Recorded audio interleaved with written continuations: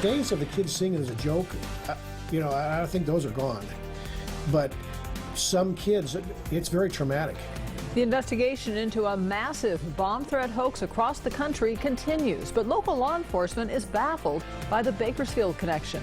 Good evening, I'm Jackie Parks. And I'm Tim Callahan. After threatening phone calls put dozens of schools across the country on lockdown, including 3 here locally, students were back at school today, but things don't necessarily go back to normal. And 23 ABC's Jessica Harrington is live at Horizon Elementary with the latest on the investigation. Jessica?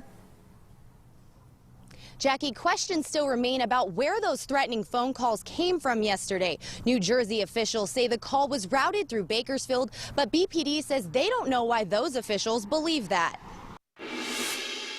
We have no indication that is true. We haven't been contacted by anyone to say that the call came from here locally.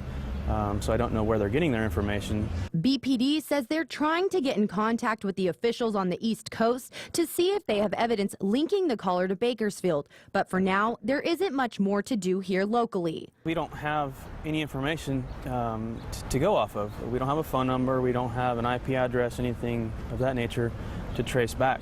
A spokesperson from the Kern County Sheriff's Department told 23 ABC today they believe the call was routed through Bakersfield, but they wouldn't provide any additional information.